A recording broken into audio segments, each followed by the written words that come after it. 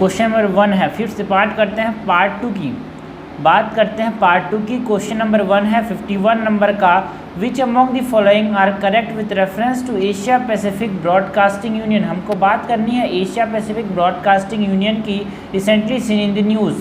It is an non governmental and non profit association, बिल्कुल सही है। जो एशिया पैसिफिक ब्रॉडकास्टिंग यूनियन है वो एक non governmental and non profit association है, so this is correct. Second, its mandate is to assist the development of broadcasting in Asia Pacific region, बिल्कुल सही है। ये असिस्ट करता है, कौन? Asia Pacific Broadcasting Union. ये असिस्ट करता है क्या? डेवलपमेंट ऑफ ब्रॉडकास्टिंग, कहाँ पे? एशिया पैसिफिक रीजन में, तो ये सही हो जाएगा। Second, it currently has more than 200 member countries including India. इसके मोर देन 250 मेंबर कंट्रीज़ हैं, सो दिस इज़ इनकरेक्ट। हमसे करेक्ट पूछा गया है, करेक्ट हो जाएगा A 1 and 2 only. 52 number question है, which among the following countries recently in the news are associated with both Quad and AUKUS. Quad के अंदर कौन है? इंडिया है, जापान है, ऑस्ट्रेलिया है और USA है। आकूस के अंदर ऑस्ट्रेलिया है, UK है, USA है। तो कॉमन कौन है भाई? ऑस्ट्रेलिया और USA कॉमन है। Australia and USA are common in both. तो करेक्ट हमसे पूछा है, करेक्ट हो जाएगा 1 and 3, आंसर हो जाएगा C। क्वेश्चन नंबर 53 है, consider the following statements with reference to Wassenaar Agreement recently seen in the news. All permanent members of the United States Security Council are signatories of Wassenaar Agreement. All the permanent members of the United Security Council is signatories to WA, that is the Wassenaar Agreement। ये बोल रहा है all, जहाँ पे भी extreme statements आते हैं that is all, always, never, except, है ना, ओनली, ये एब्सोल्यूट वर्ड गलत होने के चांसेस होते हैं और यहाँ पे ये गलत ही है, because China is not the member of Wassenaar agreement, so this is incorrect. Second, its goal is to prevent or manage human impact on natural resource। No, its goal is to prevent the weapon। ये weapon की बात करता है and dual use of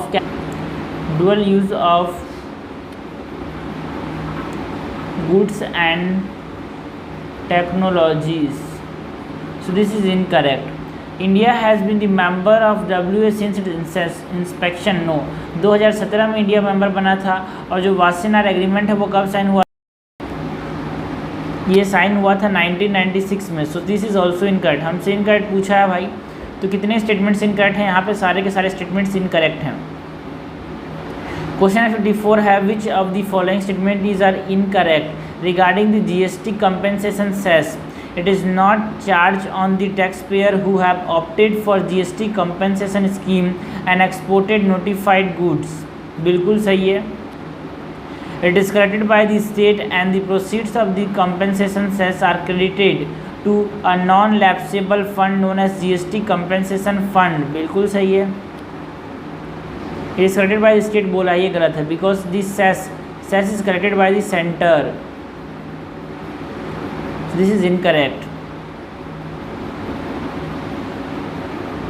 हमसे पूछा incorrect statements कौन सा है, यहाँ पे इनकरेक्ट हो जाएगा B 2 ओनली। क्वेश्चन 55 है, in the context of Indian economy consider the following statements with reference to of budget borrowing. This are loans obtain by government entities on the behalf of government to finance the expenditure. बिल्कुल सही है। Of budget, जो कि budget में show नहीं हो रहा है उसको बोलते हैं of budget borrowings. These borrowings are not included while computing the debt and fiscal deficit of the government। ये बिल्कुल सही है यार। The off-budget borrowing by the state has consistently declined since the past few years। consistently देखो absolute word में बोलते हैं ना, इकोनॉमी में कहीं भी consistently, always, rapidly ये सब आए तो यहाँ पे चांसेस होते हैं गलत होने के, और यहाँ पे ये गलत ही है। करेक्ट हमसे पूछा है, करेक्ट हो जाएगा 1 and 2 ओनली A। आगे बढ़ते हैं। क्वेश्चन नंबर 56 देखते हैं, consider the following statement regarding वस्त्र अकाउंट, जो कि करंट अफेयर्स में था, यहाँ पे इसीलिए पूछा गया है। तो मैं याद कर सकता हूँ वस्त्र मतलब V को मैं ऐसे कर दूंगा तो U हो जाता है, ठीक है ना, सॉरी Y हो जाता है। Y मतलब हो जाता है yours in ours, okay, your account in our country। It is an account held by a bank on behalf of foreign bank. बिल्कुल सही है। एक बैंक जो है दूसरे बैंक की जगह पे जो रखती है उसको क्या बोलते हैं? वास्तु अकाउंट, रूपी vostro account keeps a foreign entity holding in Indian bank in US dollar. भाई रूपी वास्तु अकाउंट है, ठीक है, तो वो रूपी के फॉर्म में रखे, मतलब जो फॉरेन करेंसी जो फॉरेन एंटिटी है उसके फॉर्म में रखेगा। ये जो फॉरेन एंटिटी जो फॉरेन करेंसी है उसके फॉर्म में रखेगा, not in US dollar. So second is incorrect, second is incorrect. हमसे करेक्ट पूछा है क्या? ये second is incorrect. All rupee vostro account in India earn interest at rate similar to the rate of interest on saving accounts, ठीक है। सो vastu account पे कोई भी इंटरेस्ट चार्ज नहीं होता ब्रो। दिस इज इनकरेक्ट, तो करेक्ट हो जाएगा 1 only. Consider the following statements with reference to participatory notes. It is essentially a derivative instrument issued in foreign jurisdiction by a SEBI registered foreign institutional investor against an Indian security. बिल्कुल सही है। Derivative instrument issued by a foreign jurisdiction by a SEBI registered foreign institutional investor against an Indian security. It allows investor to gain exposure to local share without incurring the time and cost involved in investing directly. बिल्कुल सही है, correctly match पूछा गया है, correctly match हो जाएगा both 1 and 2। Question number 58 है, consider the following statement with reference to objectives and missions of financial service institution bureau FSIB financial institution service bureau to supplement the bank board bureau for the appointment of full time director and non executive chairman of state run financial service institution. जो financial service institution bureau है एक अलग ही body है, it does not supplement the bank board bureau. So first is incorrect, correct हमसे पूछा है, first is incorrect, first is incorrect, first is incorrect, तो आंसर क्या बचा? C 2 and 3 only. तो जो बैंक बोर्ड ब्यूरो जो फाइनेंशियल सर्विस इंस्टीट्यूशन ब्यूरो है ये करता क्या है? To promote excellence in corporate governance in public sector financial institution, to monitor and assess the performance of public sector bank, government owned financial institution and insurance companies. Question number 59 है, consider the following statement with reference to windfall tax. Windfall tax कैसा tax होता है? ऐसा tax होता है जो कि profit के अंदर लगता है, अनफोर्सेबल प्रॉफिट, अचानक से प्रॉफिट मिलता है उस पर टैक्स लगता है, उसको विंडफॉल टैक्स बोलते हैं। टॉबिन टैक्स जो होता है वो क्या होता है? ऑन स्पॉट करेंसी एक्सचेंज पे लगता है। It is a tax levied on on-spot currency conversion? No. With intention of de-incentivizing short-term currency speculation. Oil and gas companies are common targets of windfall taxes. बिल्कुल सही है, current हमसे पूछा है, कटेगा 2 only. क्वेश्चन नंबर 60 है, consider the following statements with reference to nationalist critique of the economic impact of British India. Nationalist critique की बात करनी है। The early nationalists asserted that genuine economic development was possible only if Indian capital itself initiated and developed the process of industrialization। देखो जहाँ पे only, except, never, always, only ये सब statement जहाँ पे ये सब आ जाए तो लगना चाहिए कि यार गलत होने के चांसेस, और यहाँ पे गलत ही है। बिकॉज अर्ली नेशनलिस्ट मानते थे कि जब हमारे पास इकोनॉमिक डेवलपमेंट तभी होगा जब ऑनली होगा, तो लेकिन चांसेस होते हैं। बट कुछ स्टेटमेंट्स हैं जिसमें आपको दिमाग लगाना है, खास करके तो हिस्ट्री क्वेश्चन जहाँ पे ऑनली आए तो वहाँ पे सतर्क हो जाने की जरूरत है। बिकॉज हिस्ट्री में क्या होता है? पॉइंट्स होते हैं, इंपॉर्टेंट पॉइंट्स होते हैं, तो उनको एलिमिनेट नहीं कर सकते। बाकी सब चीज़ें हम एलिमिनेट कर सकते हो, बट हिस्ट्री में थोड़ा मुश्किल होता है। और यहाँ पे सही भी है, because early nationalist asserted that genuine economic development was possible only in Indian capital itself. है ना, जेन्युइन इकोनॉमिक डेवलपमेंट तभी होगा जब Indian capital itself initiated and develop the process of industrialisation. So this is correct. Drain to the form of excess of exports, यहाँ से हमारी चीज़ ज़्यादा जाती थी, वहाँ से कम आती थी, इसीलिए क्या हुआ? एक्सपोर्ट ज़्यादा हो गया इम्पोर्ट से, इसीलिए ड्रेन ऑफ वेल्थ हुआ and India got no economic and material return. This is also correct. Third, on the expenditure side nationalist pointed out that the emphasis was on serving Britain imperial needs. ठीक है, it is serving on Britain imperial needs while development and welfare department were star. बिल्कुल सही है, correct पूछा है, cut जाएगा 1 2 3, answer हो जाएगा बी। 61 है, in the context of Indian history which of the following best describe the term purana bhava. Purana भव पूर्ण, देखो पूर्ण, हमने पूर्ण मतलब क्या होता है? री मैरिड वुडोस। तो हम देखो तुक्का भी लगाएंगे, सोच के लगाएंगे, शब्द का मतलब सोच के लगाएंगे, क्योंकि आपको हिंदी लैंग्वेज आती है ना, बिल्कुल आती है, तो इसीलिए पुराण भव मतलब पुराण means again means remarried women और विडोज। क्वेश्चन 62 है, consider the following statements with reference to Jain philosophy. One of the categories of existent reality is matter which consist of aggregates of atom. क्या ये जीना philosophy में आता है? बिल्कुल सही है। क्वेश्चन नंबर स्टेटमेंट नंबर 2 है जीवा transmigrate due to karma. Jiva transmigrate due to karma which is understood as consisting of material particle floating about in space. सही है। Chaitanya, sukha and virya are the main quantities of jiva. बिल्कुल से chaitanya, sukha and virya are the 3 main quantities of the jiva. The influx of fresh karma can be stopped by exertion and right knowledge. बिल्कुल सही है। The influx है fresh karma का, उसको हम स्टॉप कर सकते हैं कैसे? By exertion and right knowledge. सही है। करेक्ट हमसे पूछा है, करेगा डी 1 2 3 4। क्वेश्चन नंबर 63 है consider the following statements with reference to Bhakti movement. हमको बात किसकी करनी है? भक्ति मूवमेंट की बात करनी है। Ramananda Vaishnava saint came to be identified as the founder of Ram bhakti North India. बिल्कुल सही है। The bhakti movement in Bengal was influenced by the Sahajiya Buddhist and Nathpanthi tradition. ये भी सही है।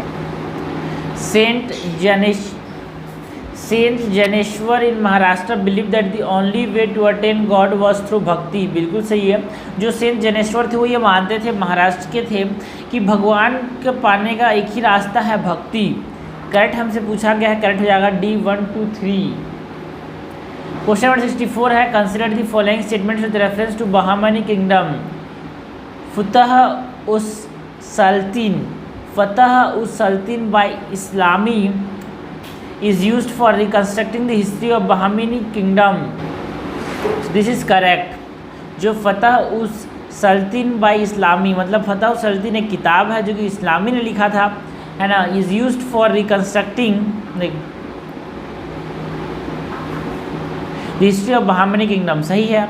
The realm of Bahmani kingdom comprise रफली of the Deccan and part of South India up to Narmada river. देखो डेक्कन तो पूरा था, but South India up to the Narmada river बोल रहे ना, South India up to the Godavari.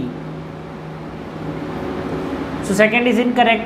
Third, Golconda of Bahmani was famous for particular varieties of fabric and fine steel. जो गोलकोंडा था वो किसके लिए था?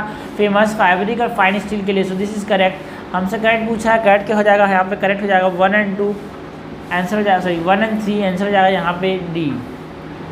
65 है in order to propagate the Adi Hindu religion he establish a range of institution. He founded the Adi Hindu Mahasabha in 1923 that was attended by around 2500 Dalit activist. देखो हिंदू महासभा किसने बनाया था? अगर आपको ये पता करना है तो यहाँ पे आपको पता करना चाहिए स्वामी अच्युतानंद ने क्या बनाया था? हिंदू महासभा बनाया था। ठीक है ना। क्वेश्चन नंबर 66 है consider the following statements with reference to historical monuments of medieval India and architecture. Alai Darwaza in Delhi is build in Islamic style of architect construction and geometric ornamentation using red sandstone. बिल्कुल सही है। Gol Gumbaz in Bijapur is build using red sandstone and the facade is decorated with plaster. बिल्कुल सही है। बुलंद दरवाज़ा in Fatehpur Sikri is built using grey basalt and decorated by carving and inlaying of white and black marble। गलत बात है। जो बुलंद दरवाजा है वो किससे बना है? रेड मार्बल से बना है भाई। ठीक है। ये रेड सैंडस्टोन से बना है, रेड सैंडस्टोन से। और गोल गुम्बज गलत है because Gol Gumbaz is not made of red sandstone, it is made of dark grey basalt से बना है। ठीक है। So this is incorrect.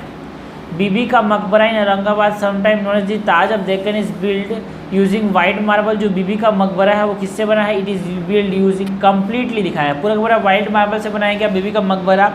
गलत है बिकॉज, है ना भाई, it is not completely made of white marble, कुछ चीज़ें और भी इस्तेमाल की गई हैं। सो दिस इज इनकरेक्ट। हमसे कैटली मैच पूछा है, कैटली मैच देखी है 1 ओनली। क्वेश्चन नंबर 67 है दी Pavanchai and Pavandam recently seen in the news. Pavanchai and Pavandam recently seen in the news is associated with which of the following? Pavanchai and Pavandam क्या है? A woven textile of Mizoram। ठीक है ना। Pavanchai and Pavandam क्या है? Women textile है। कहाँ से है? मिजोरम से। ये करंट अफेयर्स में था, इसीलिए क्वेश्चन पूछा गया। देखो कोई भी चीज़ें 8 मिनट का जैसे अजीब गरीब नहीं पूछी जाती है, मैक्सिमम चांसेस है कि वो करंट अफेयर में था, इसीलिए आपसे पूछा गया। क्वेश्चन नंबर 68 है during the age of Buddha the republican system of government existed in part of the Indian subcontinent with real power in the hands of tribal oligarchies. In this context, consider the following statement with reference to difference between republic and monarchies. In case of monarchy, the king was the sole recipient of revenue from peasant, while in republic there were multiple receipts. बिल्कुल सही है. हमसे पूछा है difference, तो first correct difference है भाई. While a monarchy maintained its own standing army, republic any army is maintained by each oligarchy. बिल्कुल सही है. Influence of Brahmins was higher in every republic as compared to monarchies. No, monarchies में ज़्यादा influence है as compared to republic. So हमारे पास correct पूछा है, correct जगह B 1 and 2 only. Question 69 है which one of the following is incorrect with reference to Mahatma Gandhi National Rural Employment Guaranteed Act MG NREGA के लिए recently seen in the news. Its mandate is to provide at least 100 days of guaranteed wage employment in a financial year to every rural household. बिल्कुल सही है यार. The employment provision of the act is restricted to particular states with backward districts. No, it is not restricted यार. The state government has the power to make rules for the effective implementation of MGRGA. बिल्कुल सही है. The attendance at work site under the scheme are digitally captured through the national mobile monitoring system. सही है. Answer हो जाएगा B question से correct पूछा गया. क्वेश्चन नंबर 70 है which among the following are the constituent of the vision of the PM Gati Shakti scheme recently in the news. Incorporation of the infrastructure scheme of various ministries and state government. बिल्कुल सही है. Leveraging technologies using special planning tool with ISRO that is Indian space research organisation imaginary. बिल्कुल सही है. Enabling Indian students travelling abroad to book interest city flights with local and budget airlines to bring down their travel cost. गलत है भाई, ये कोई travel cast को कम करने के लिए नहीं बनाया गया है गति शक्ति. ठीक है, सो इंफ्रास्ट्रक्चर बनाया गया है. आंसर हो जाएगा B 1 and 2 only. Question number 71 है platinum based drug which are often seen in news. हमको बात करनी है प्लेटिनियम बेस्ड ड्रग की which are often seen in the news is associated with which of the following. These are the growth hormones agents that are used to treat conditions of low growth hormone level, growth failure and short stature. These are anti-aging drugs that act as cell growth inhibitor and immunosuppressant. These are chemotherapeutic agents used for treatment of cancer. These are combination of medication used for weight loss to those that have either obesity or weight related illness. तो जो platinum based drug होते हैं ये किस में काम आते हैं भाई? ये कीमोथेरेपेटिक एजेंट्स हैं जो कि काम आते हैं किसमें? ट्रीटमेंट ऑफ कैंसर में. आंसर हो जाएगा सी. ओके. क्वेश्चन 72 है which among the following are the applications of genome editing often seen in the news. हमको बात करनी है applications of what genome editing की. First, enhance the climate resilience of crop including tolerance to drug. बिल्कुल सही है. generate biofuels from algae offering a solution to the energy crisis. बिल्कुल सही है. it will help in generating the biofuel from algae. algae में हमारे पास excessive growth वाला gene डाल देंगे, बहुत ज़्यादा ग्रोथ करेगा, उसको हम बायोफ्यूल बना लेंगे. सॉरी एक्सेसिव डाल देंगे जो कि क्या होगा, जिसके पास बायो इथेनॉल बनाने की प्रॉपर्टी हो तो उससे क्या होगा, बहुत ज़्यादा एल्गी ग्रो करेंगे तो बहुत ज़्यादा बायोइथेनॉल बनेगा. इस प्रकार से हम कर सकते हैं, जनरेट कर सकते हैं biofuel from algae. Okay. Third is treat patient suffering from neurodegenerative disease and sickle cell disease. बिल्कुल सही है यार, हम डिजेनरेटिव डिसीज़ को ट्रीट कर सकते हैं, सिकल सेल डिसीज़ को ट्रीट कर सकते हैं. आंसर हो जाए third is also correct. Generate chimeric antigen receptor T cell to treat cancer. देखो इसमें सब ऐसे क्वेश्चन जो होते हैं ना जिसमें चार हो, लगे आपको थोड़ा मोड़ा कि साइंस एंड टेक्नोलॉजी के मैक्सिमम क्वेश्चन ऐसे होते हैं जिसमें लगे कि हाँ यार सब सही हो सकता है और यहाँ पे सही ही है. सो answer will be D 1 2 3 4. Question number 73 है which one of the following statement is incorrect. Incorrect बताना है with reference to the exoplanet recently seen in the news. The super earth exoplanet are terrestrial planets that may or may not have atmosphere. Exoplanets are planets that orbit other stars and are beyond our solar system. ये सही है, हमको इनकर बताना है. ठीक है.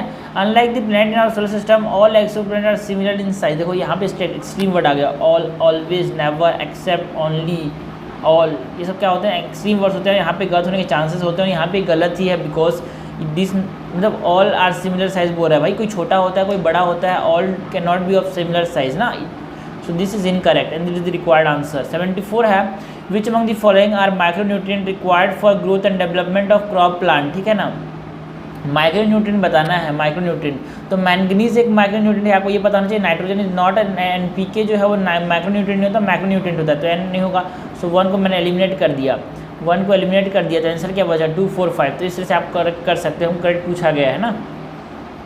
Question number 75 है which of the following statement is correct with reference to the quasi crystal recently seen the news, तो what are quasi crystals are the crystal like substance in which atoms are arrange in ordered but do not have a periodic pattern, ठीक है, order में arrange तो होते हैं but इनका periodic pattern नहीं होता, सो दिस इज करेक्ट। उसके बाद है Earth radiation budget satellite recently seen the news is associated with which of the following, ठीक है, तो अर्थ रेडिएशन बजट सैटेलाइट जो था वो नासा ने लॉन्च किया था, नासा के रेफरेंस में ये न्यूज़ में था अर्थ रेडिएशन बजट सैटेलाइट।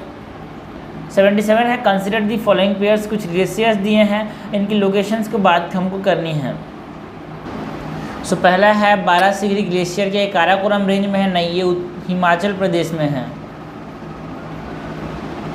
जो काराकोरम रेंज में जम्मू एंड कश्मीर के अंदर होता है, but it is in Himachal Pradesh. Zemu glacier Hindu Kush range में नहीं है, it is in near the Kanchenjunga, ठीक है। थर्ड इज इनकरेक्ट, हमसे करेक्टली मैच पूछा गया है। Third is Sonapani glacier, Sonapani glacier Pir Panjal range में है क्या, बिल्कुल सही है। नमी ग्लेशियर क्या बालाघाट रेंज में है, गलत, जो नमी ग्लेशियर है वो है उत्तराखंड के अंदर, करेक्टली यहाँ पे सिर्फ थर्ड है। 78 है among the following which one is the least water efficient crop, तो आपको पता होना चाहिए cotton is the least water efficient crop. 79 है which one of the following national park has climate that varies from mountain type two tropical type of climate, तो जो Namdapha national park है अरुणाचल प्रदेश के अंदर, वहाँ पे एक हिली रीजन है, तो जो नीचे रहेगा वहाँ पे ट्रॉपिकल होगा, ऊपर ऊपर जाएंगे तो अपने को क्या देखते हैं स्ट्रेटिफिकेशन देखने को मिलता है एज कम्पेयर, क्योंकि हमको पता है कि जो अल्टीट्यूड में जो वेरिएशन है और जो लैटिट्यूड में वेरिएशन होता है दोनों सेम टाइप के होते हैं, ओके। नाउ क्वेश्चन नंबर 80 है which of the following statement is correct with reference to Fujiwhara effect, correct बताना है। It is a phenomena that occur when two nearby cyclonic vortices orbit each other and reduce the distance between the circulation in their respective low pressure area, बिल्कुल सही है, ये distribute कर देते हैं।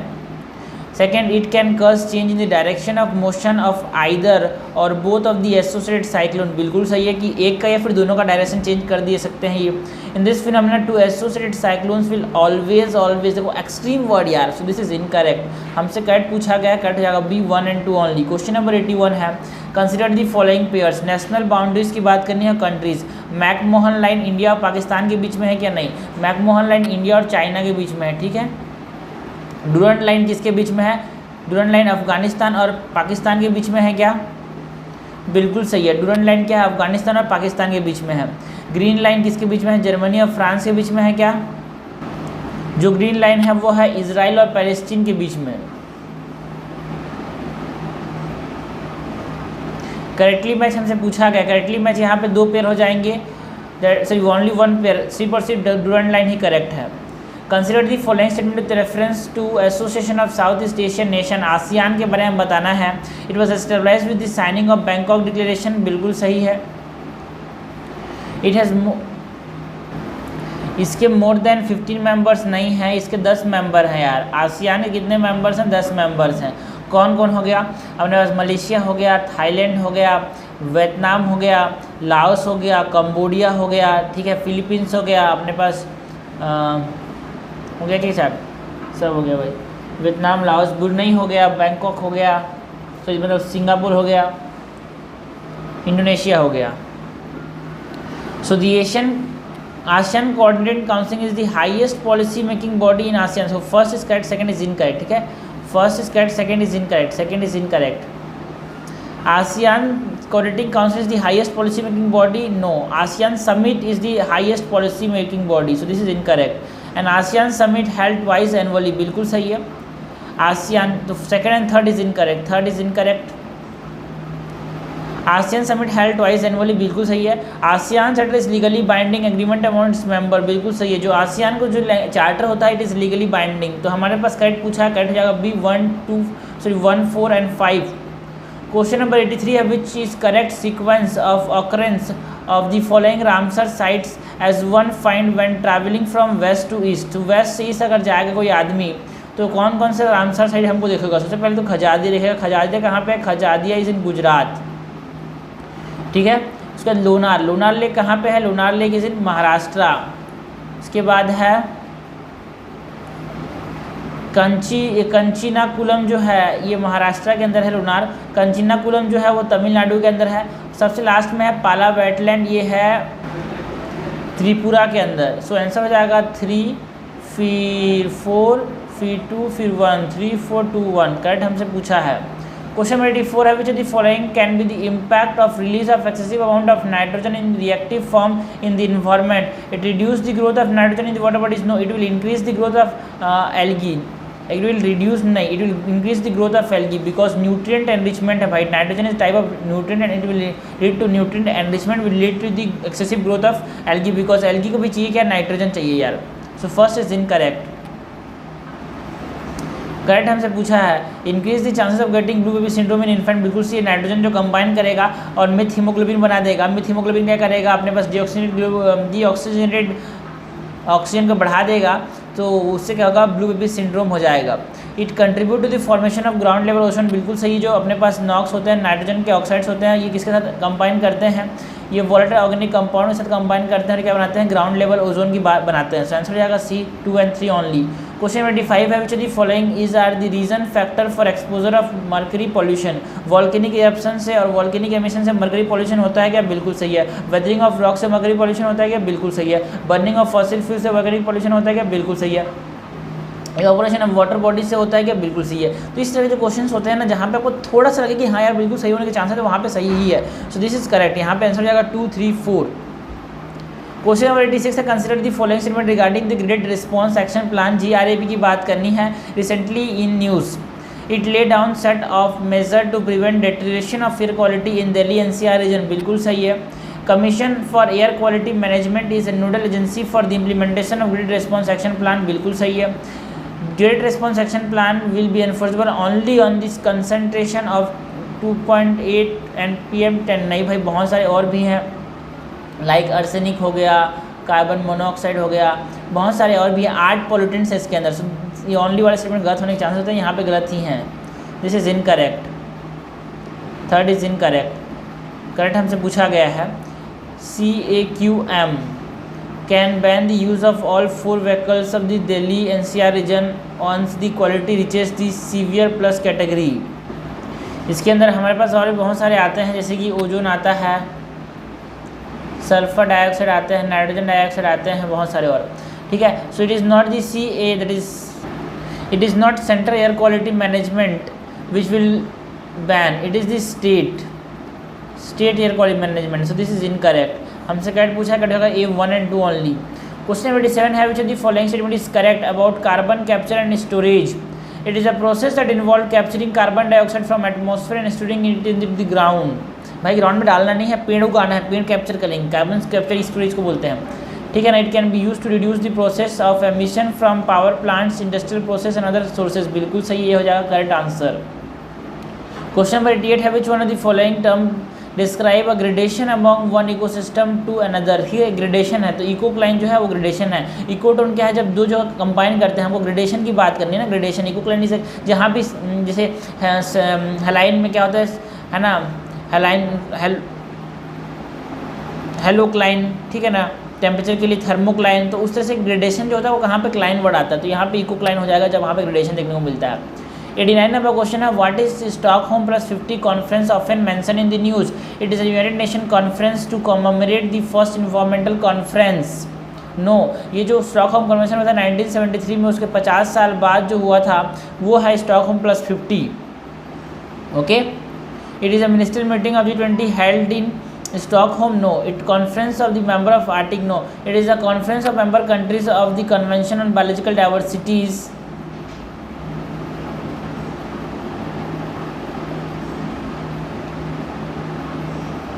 Yes, it is a United Nations conference to commemorate the first environment conference। बिल्कुल सही है, कमोमरेट करने की बात है फर्स्ट environment conference को, इसीलिए तो क्या हुआ था अपने पास, ये हुआ था स्टॉकहोम प्लस।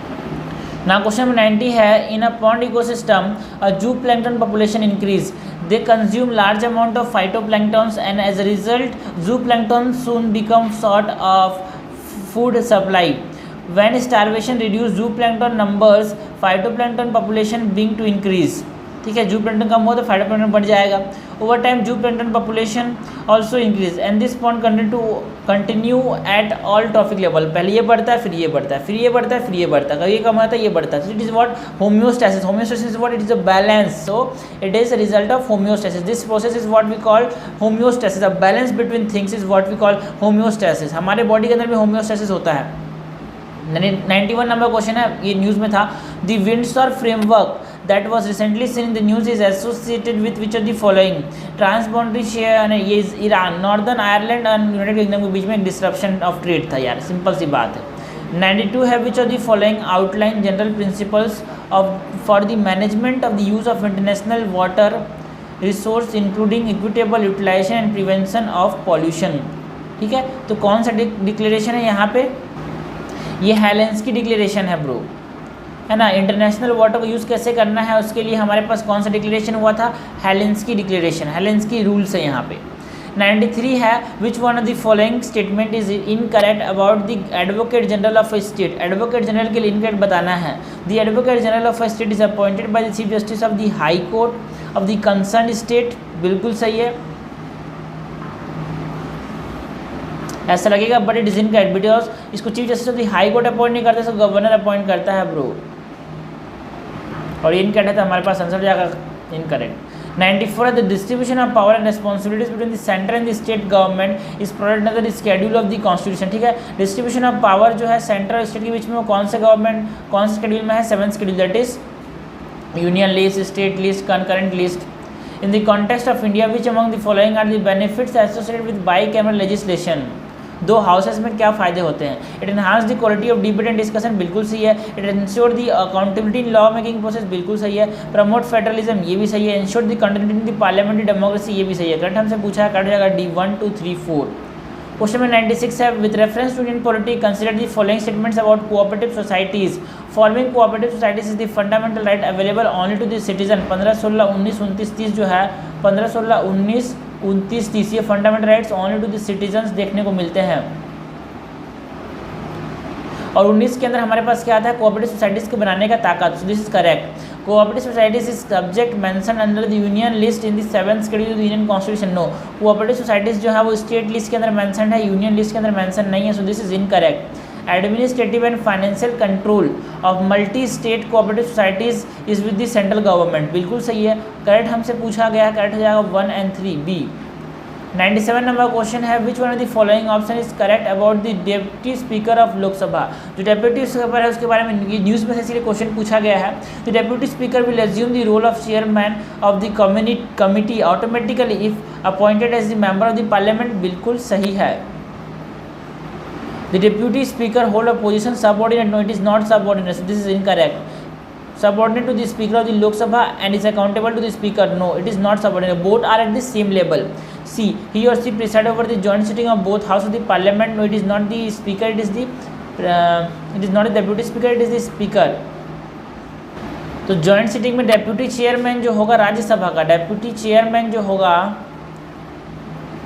राज्यसभा का वो प्रिसाइड करेगा. कब? जब स्पीकर नहीं होगा तब. यहाँ पे डेप्यूटी स्पीकर नहीं करेगा, डेप्यूटी चेयरमैन करेगा राज्यसभा का. Deputy speaker of Lok Sabha can resign from his office at any time by writing to president. No, ये अपना राइटिंग इसको देगा, जो डेप्यूटी स्पीकर होगा वो अपना राइटिंग देगा स्पीकर को. सो तीनों इनकरेक्ट हो जाएंगे, करेक्ट हो जाएगा ए. सो आंसर हो जाएगा ए. क्वेश्चन नंबर 98 है, consider the following event. Declaration of the first national emergency. First national emergency India China war के समय हुआ था 1962 में. Sikkim became a state of the Indian union. तो सिक्किम इंडियन यूनियन का स्टेट कब बना था भाई? 1974 में. लिबरेशन ऑफ गोवा हमने कब किया था? 1965 में. Establishment of inter state council कब हुआ था? 1990 में. सो लिबरेशन ऑफ गोवा कब हुआ था? 1961 में लिबरेशन ऑफ गोवा हुआ था. सो आंसर हो जाएगा करेक्ट. क्रोनोलॉजिकल ऑर्डर पूछा ना, 3 फिर 1 फिर 2 फिर 4, 3 1 2 4, 3 1 2 4. आंसर हो जाएगा बी. क्वेश्चन नंबर 99 है with reference to committee for reorganisation of state in India consider the following statement. The Fazal Ali Commission has accepted linguistic and cultural homogeneity as the only criteria for reorganization of the state। नहीं, ऐसा इन्होंने बोला, इन्होंने बोला कि हाँ हम linguistic and cultural homogeneity का क्राइटेरिया मान सकते हैं, बट इसको सिर्फ और सिर्फ यही क्राइटेरिया को नहीं। इन्होंने बोला कि भाई एडमिनिस्ट्रेटिव कंसंट्रेशन को देखना है, इकोनॉमिक उसके पास वायबिलिटी है कि नहीं वो देखना है, unity and integrity of India देखना है, तो और भी बहुत सारे बोले कि हाँ लिंग्विस्टिक एंड कल्चरल होमोजेनिटी एक क्राइटेरिया हो सकता है, यही एक क्राइटेरिया होगा, ऐसा नहीं बोला था फजल अली ने।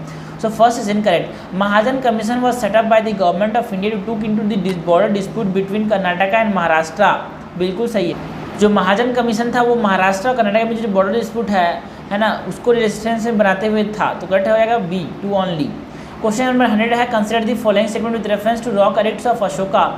भबरूर inscription prove that emperor Ashoka has a deep faith in Buddha. बिल्कुल सही है। Rock edict containing the name of Ashoka was found first at Maski. पहली बार कहाँ मिला था? मस्की में मिला था। बिल्कुल सही है, अशोका का नाम रखा हुआ। कट पूछा, कट जाएगा B, 1 and 2। So this is all about 100 questions. तो क्वेश्चन देखो बनाने बहुत जरूरी होते हैं, एनालिसिस करना जरूरी होता है, कॉन्फिडेंस आता है पेपर में कैसे सॉल्व करना है। बिकॉज आप 4-5 क्वेश्चन वीडियो देख के बना लोगे तो फायदा नहीं, आप खुद से बनाओ, मेरी वीडियो देखो, लेकिन खुद से बनाना क्वेश्चन हर टेस्ट सीरीज सॉल्व करना है। मैंने बोल रहा हूँ इसी करो, बहुत सारे टेस्ट सीरीज सॉल्व करो, बिकॉज क्वेश्चन रिपीट नहीं होंगे, बट कॉन्सेप्ट आप जो सीखोगे, टाइम मैनेजमेंट आप जो सीखोगे, एलिमिनेशन बाद भी सीखोगे, कॉन्सेप्ट कैसे चीज़ों को पकड़ना है जब फिर से रिवाइज करो, तो वो सीखना बहुत जरूरी होता है। इस कंप्यूटर आप वीडियो देखो कुछ फ़ायदा नहीं होगा, बट आपको यहाँ सीखना है कि क्या आपको एग्जाम के लिए लेके जाना है। क्वेश्चन नहीं आएंगे, बट आपको सीखना है कि कैसे एग्जाम में क्वेश्चन सॉल्व करने हैं। पढ़ाने से कुछ नहीं होगा बस, एग्जाम में कंपटीशन में पढ़ने से कुछ नहीं होता। क्वेश्चन फाइनली आपको क्वेश्चन ही देने हैं, और क्वेश्चन सही नहीं हो तो पढ़ने का कोई फ़ायदा ही नहीं है। सो यहाँ पे आपको फोकस करना है कि ज़्यादा से ज़्यादा क्वेश्चन बनाओ, कम पढ़ो, ज़्यादा से ज़्यादा क्वेश्चन बनाओ, इसी फोकस करना है, बिकॉज ज़्यादा रिटेन होता है अगर आप क्वेश्चन बनाओगे तो। So thank you.